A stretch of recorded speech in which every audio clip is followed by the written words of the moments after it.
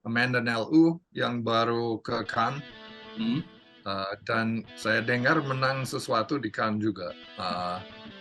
Itu juga menunjukkan semangat yang berhasil bikin film yang bisa berputar di dunia. Banyak orang juga, ini baru kita lihat Amazon Prime itu baru mengambil beberapa film dari kedua negara juga. Dari Indonesia sudah ambil autobiografi dan beberapa yang lain. Dan Imagineur katanya film baru dari sini yang baru turun dari bioskop juga masuk ke Amazon dengan beberapa film Malaysia yang lain. Jadi Malaysia mulai lebih diperhatikan oleh service streaming, oleh festival internasional. Selalu pernah diperhatikan, tapi mungkin lebih tahu.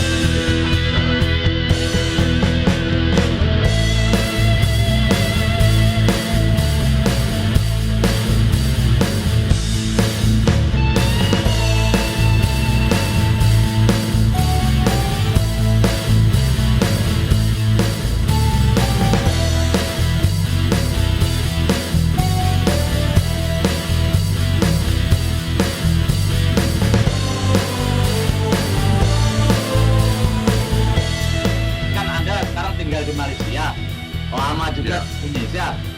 Kira-kira saingan, Anda menyebutnya persaingan ya, atau kompetisi perfilman Indonesia, Malaysia, Filipina sekarang gimana? Sekarang? Ya. Sekarang saya susah menyebutkannya saingan sebenarnya, karena pasarnya sudah sangat berbeda. Lebih bersifat kolaborasi sebenarnya. Yang jelas, industri, ya kalau dibandingkan dengan Malaysia, industri perfilman Indonesia sekarang jauh lebih besar dan jauh lebih kuat karena jumlah penonton, jumlah PH, dukungan dari pemerintah maupun dari swasta itu jauh lebih kuat di Indonesia. Sehingga Malaysia dan khususnya film-film indie di Malaysia itu mencari dukungan agak lebih sulit, tapi di akhir-akhir ini juga banyak yang berhasil, tapi sering berhasil dengan cara kolaborasi sebenarnya. Untuk festival, untuk funding, untuk program-program yang se-Asia Tenggara itu banyak. Sehingga udah nggak, itu kalau saya lihat lebih ke saling mendukung daripada saling mengejek atau bersaing dengan seperti itu, dengan seperti zaman dulu. Ya, ya, Lebih sehat. tidak bersaing, apalagi saling. Cuma gini, kebetulan kan Anda sangat mengenali dua negara ini, ya. Potensi jelas lah, Indonesia penduduknya banyak, pasarnya lebih luas, Malaysia juga 28 juta penduduknya. Cuma begini, dengan ukuran tertentu di masing-masing, ya, kira-kira penyelenggaraan perfilman ini lebih bergairah di mana akhir-akhir ini, Indonesia atau Malaysia? Lebih bergairah. Lebih bergairah, konsentrasinya begitu. Hampir, ya, kalau dipikir-pikir dengan sangat detail, mungkin sedikit lebih bergairah di Indonesia. Karena dukungan yang ada, industri maupun dari sumber lain, dari festival, dari festival luar, pihak luar yang mendanai film, dan itu banyak.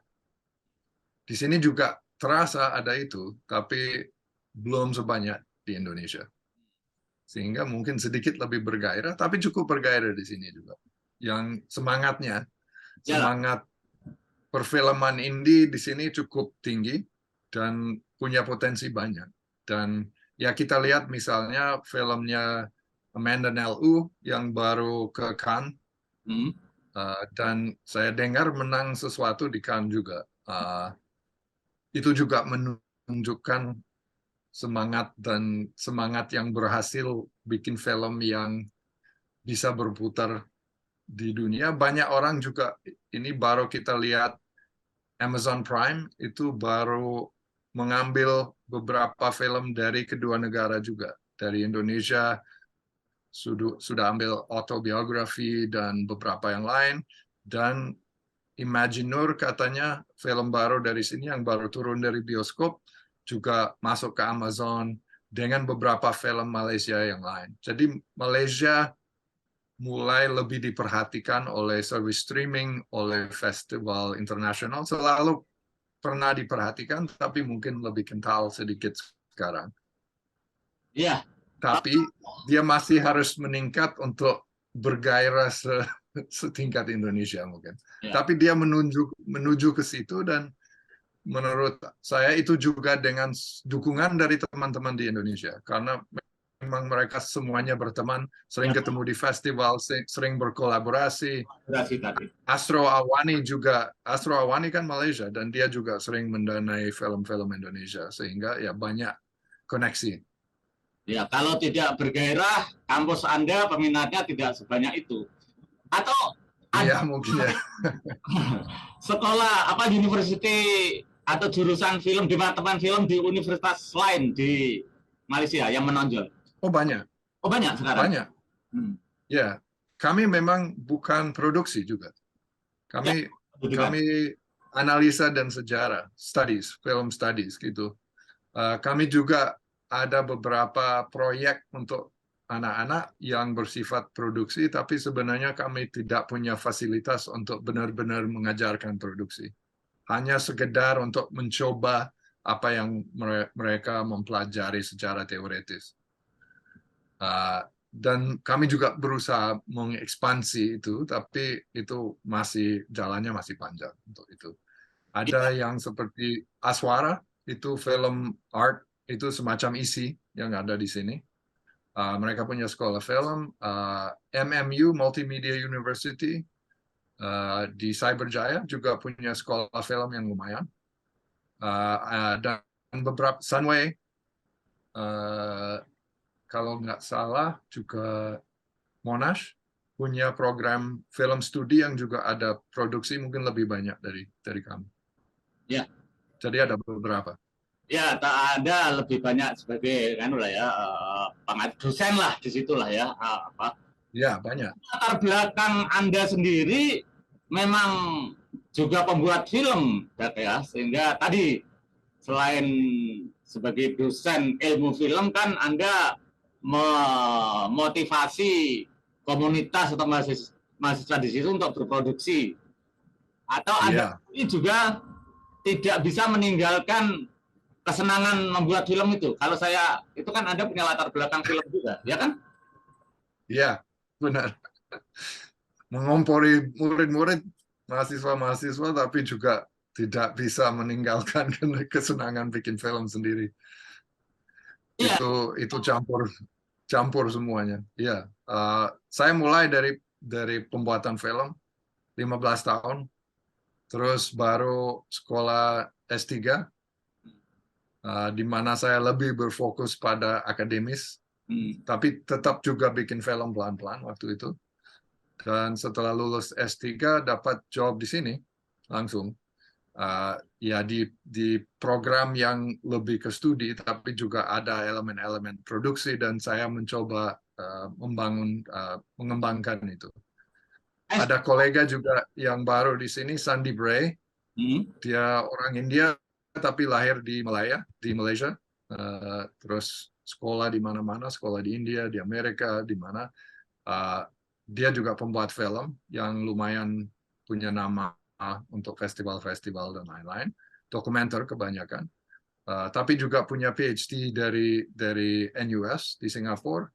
Jadi dia juga pembuat film sekaligus scholar, dan dengan bantuannya dia juga saya mencoba mengembangkan produksi film di sini. Ya. Kalau tidak salah ya, Anda kan sampai S3 itu Anda masih di Amerika ya? Ya, residensi resmi di Amerika, tapi sering banget di Indonesia. Ya, bukan. Ketika Anda menyelesaikan S3 itu statusnya masih di University of Minneapolis ya? Minnesota, ya, di Minneapolis, benar. Ya. Selama kuliah itu sampai itu Anda memang berkecimpung di film gitu ya, meskipun hobi lah, bikin film dokumenter, bikin apa gitu kan? Ya, benar. Nah, Anda kan sempat di Indonesia. lama. Jadi setelah lulus dapat pekerjaan kan tidak langsung ke Nah, Malaysia. Ataukah di Indonesia itu masa-masa antara S1, S2 sampai S3 itu?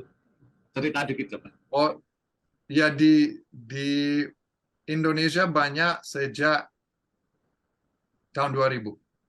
2000. Ya, tahun 2000 saya baru selesai film pertama yang film feature yang profesional dalam tanda kutip yang putar ke festival-festival. Itu kebetulan film dokumenter tentang industri porno di LA yang saya buat selama 5 tahun waktu kerja di sebuah tempat penyewaan kamera. Terus di weekend saya syuting dan edit dan lain-lain. Setelah itu saya dapat tawaran dari seorang antropolog yang kerja di Indonesia agar bantuin dia bikin film dari risetnya dia. Tentang Jadi